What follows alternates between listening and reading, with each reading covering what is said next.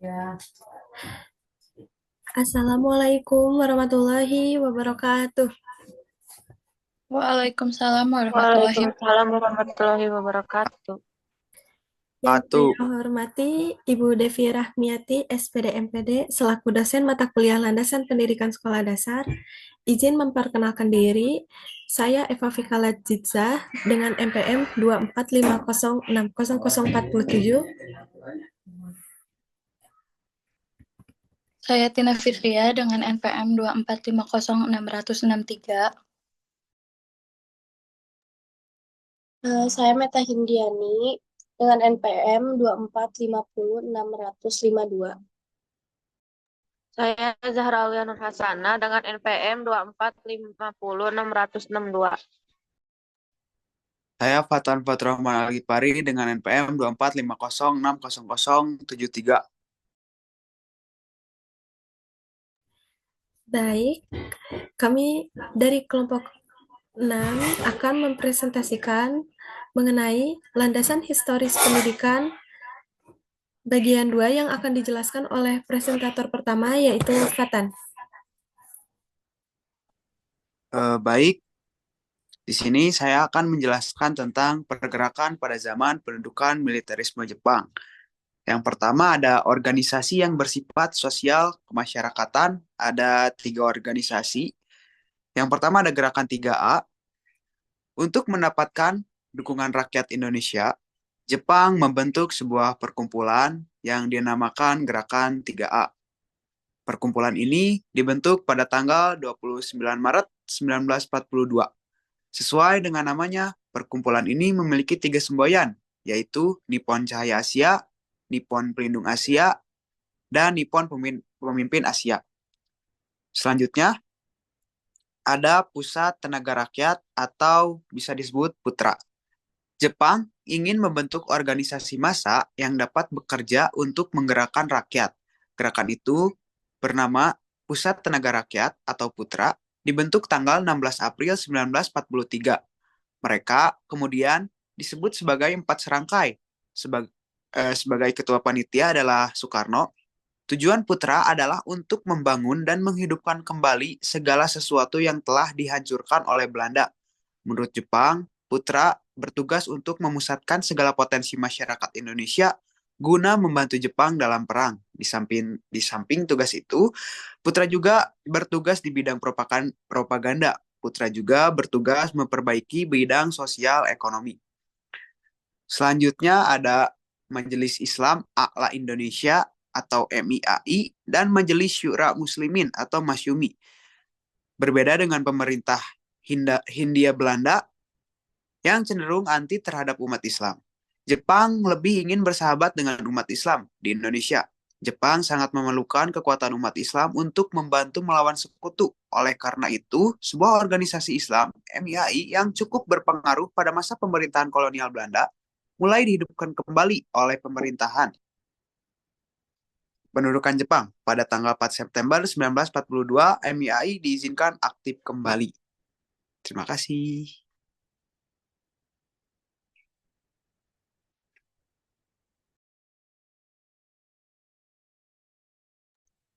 Baik, selanjutnya di sini saya akan memaparkan materi dari organisasi semi militer pada masa Jepang. Yang pertama di sini ada pengerahan tenaga pemuda. Nah, pemuda di sini memiliki peranan penting di Indonesia karena jumlahnya yang besar dan fisik yang kuat. Jepang melihat pemuda terutama yang tinggal di desa dan belum terpengaruh oleh pemikiran Barat. Oleh karena itu, Jepang ingin mengerahkan pemuda untuk memperkuat posisi mereka dalam perang. Mereka menggunakan propaganda seperti Gerakan 3A dan semboyan Indonesia Jepang sama saja. Jepang adalah saudara tua untuk menarik perhatian pemuda. Contohnya misal di Indonesia saat negara menghadapi krisis atau perang, pemuda seringkali menjadi tenaga utama yang dikerahkan untuk membantu negara. Misalnya dalam perjuangan kemerdekaan, banyak pemuda bergabung dengan organisasi pergerakan untuk memperjuangkan kemerdekaan. Lalu yang kedua ada organisasi Seinendan. Nah, organisasi Nendan ini adalah organisasi untuk pemuda usia 14 hingga 22 tahun yang bertujuan untuk mendidik dan melatih mereka agar bisa mempertahankan tanah air. Jepang membentuk Sainendan sebagai cadangan tenaga muda untuk membantu memenangkan Perang Asia Timur Raya. Organisasi ini melatih pemuda agar bisa menjaga keamanan dan memperkuat posisi Jepang di belakang garis depan. Misal contohnya di masa kini di Indonesia, organisasi semacam Sainendan ini seperti organisasi kepramukaan atau organisasi paskibra yang mengedepankan latihan fisik dan mental dan bertanggung jawab dan cinta tanah air. Lalu organisasi selanjutnya adalah organisasi Keibodan. Nah, organisasi Keibodan adalah organisasi pemuda usia 25 hingga 35 tahun yang bertujuan menjaga keamanan dan ketertiban. Anggota Keibodan diharapkan sehat fisik dan berkelakuan baik. Mereka lebih matang dan siap membantu tugas kepolisian seperti mengatur lalu lintas dan menjaga keamanan di desa-desa. Misal contoh organisasi Keibodan seperti Satgas Keamanan Desa atau Linmas Pertahanan Sipil. Yang selanjutnya ada barisan pelopor. Nah, barisan pelopor ini berkembang di kota-kota dan mengadakan pelatihan militer menggunakan alat-alat sederhana seperti senapan kayu dan bambu runcing. Organisasi ini juga melatih pemuda bagaimana cara menggerakkan massa, memperkuat pertahanan, dan hal-hal yang berkaitan dengan kesejahteraan masyarakat. Jadi, singkatnya, organisasi barisan pelopor ini melatih pemuda dalam keterampilan fisik dan pertahanan sederhana. Terima kasih.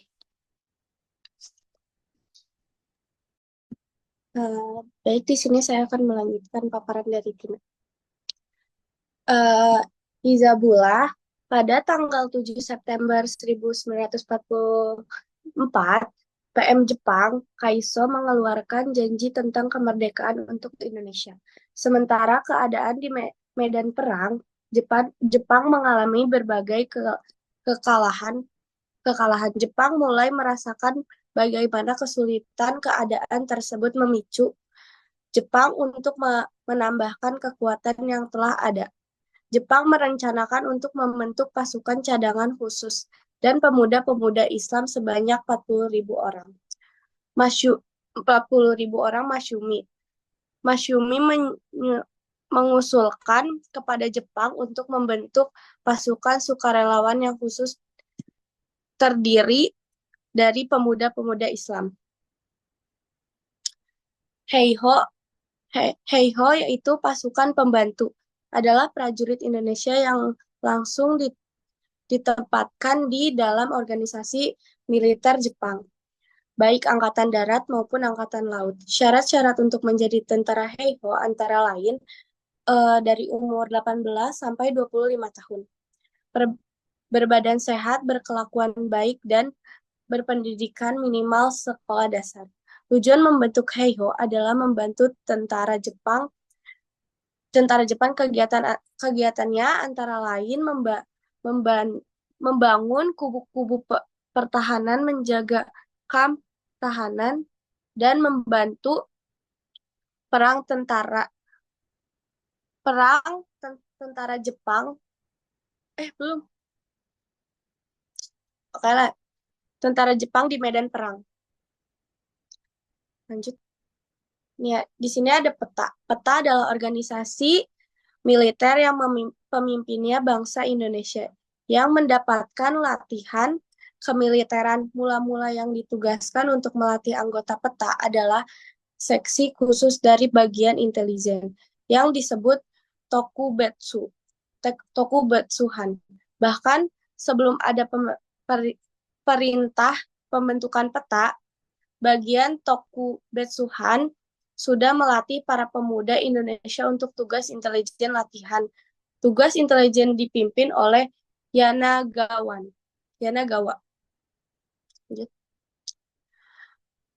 Zaman revolusi, visi kemerdekaan. Setelah proklamasi kemerdekaan 17 Agustus 1945, pada tanggal 18 Agustus 1945, PPKI menetapkan Undang-Undang Dasar 1945 sebagai dasar negara.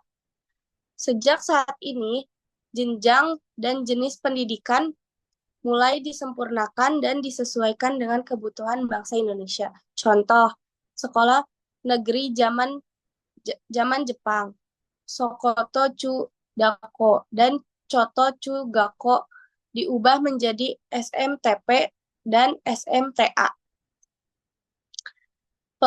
Peletakan dasar pendidikan nasional. Pada tanggal 18 Agustus 1945, PPKI menetapkan Undang-Undang Dasar 1945 sebagai konstitusi negara.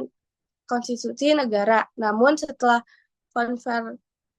konferensi meja bundar tahun 1949 terbentuklah Republik Indonesia Serikat atau bisa disebut RSI yang memberlakukan Undang-Undang RSI. Pada saat RSI kembali ke Negara Kesatuan Republik Indonesia, Undang-Undang RSI diganti dengan Undang-Undang Sementara RI atau Undang-Undang Nomor 7 Tahun 1950. Setelah pemilu tahun 1955, karena konstituan gagal menyusun Undang-Undang Dasar, maka tanggal 5 Juli 1959 keluarlah dekret Presiden yang menyatakan bahwa bangsa dan negara kesatuan Republik Indonesia kembali kepada Undang-Undang Dasar 1945. Terima kasih. Baik, selanjutnya saya akan melanjutkan pemaparan berikutnya, yaitu lahirnya perguruan tinggi, yaitu antara tahun 1949 sampai 1961. Pemerintah Indonesia telah mendirikan berbagai PT antara lain yaitu Universitas Gadjah Mada pada tanggal 20 November 1949, lalu Universitas Indonesia 1950, lalu Universitas Airlangga 1954, lalu Universitas Hasanuddin PTPG yang kemudian menjadi IKIP pada tahun 1954 hingga 1961. Lalu ada Universitas Andalas pada tahun 1956 dan Universitas Sumatera Utara di Medan pada tanggal 4 Desember 1961.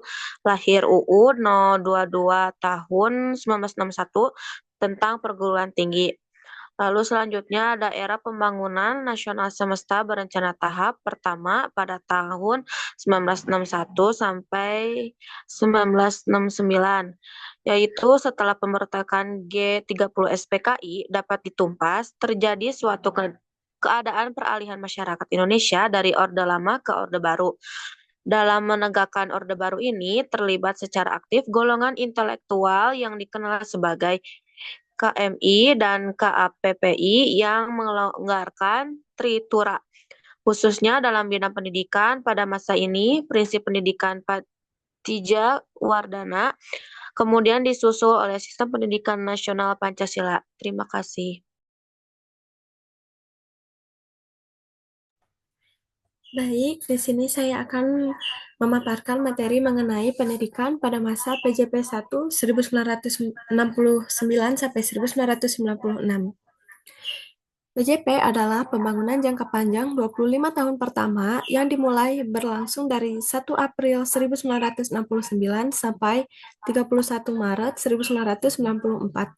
Pada masa PJP ini, ada 3 kali pergantian kurikulum di bidang pendidikan. Yang pertama ada kurikulum pada tahun 1968. Kurikulum ini muncul pada Mas Huri SH saat menjabat menjadi Menteri Pendidikan dan Kebudayaan 1968 sampai 1973. Pada kurikulum ini dilakukan perubahan struktur kurikulum dari pendidikan Pancawardana menjadi pembinaan jiwa Pancasila, pengetahuan dasar, dan kecakapan khusus. Selanjutnya ada kurikulum pada tahun 1975. Latar belakang perubahan kurikulum ini karena kemajuan iptek pada waktu itu sudah dirasakan berlangsung sangat cepat. Kurikulum 1975 merupakan kurikulum modern pertama dan dikembangkan berdasarkan pendekatan integratif. Dan yang terakhir ada kurikulum pada tahun 1984. Kurikulum ini, posisi siswa ditempatkan sebagai subjek belajar dari mengamati sesuatu, mengelompokkan, mendiskusikan, hingga melaporkan. Selanjutnya ada pendidikan masa kini. Pendidikan merupakan fondasi utama bagi kemajuan suatu bangsa. Dalam era digital ini, pembelajaran masa kini telah mengalami transformasi yang signifikan. Teknologi telah menjadi katalisator utama perubahan ini, memungkinkan metode pembelajaran yang lebih dinamis, interaktif, dan relevan. Teknologi sebagai fasilitator pembelajaran dalam konteks pembelajaran masa kini, teknologi memainkan peran sentral, platform daring, aplikasi pembelajaran, dan perangkat cerdas telah membuka pintu menuju sumber daya pendidikan yang tak terbatas. Perangkat cerdas ini menjadi sumber utama dalam mencari ilmu, terutama di bidang pendidikan. Dengan adanya teknologi ini, siswa menjadi lebih mudah dan praktis dalam mencari materi di berbagai sumber. Selanjutnya, pembacaan kesimpulan. Kesimpulannya, pendidikan Indonesia berkembang dari masa penjajahan hingga kini, berfokus pada nasionalisme, kualitas, keterampilan abad ke-21, dan teknologi, meski masih menghadapi tantangan kesetaraan dan disrupsi digital. Terima kasih kepada teman-teman semuanya. Demikian presentasi kelompok 6 pada hari ini. Mohon maaf bila ada salah kata. Wabillahi taufik wal hidayah. Wassalamualaikum warahmatullahi wabarakatuh. Waalaikumsalam. Waalaikumsalam warahmatullahi wabarakatuh.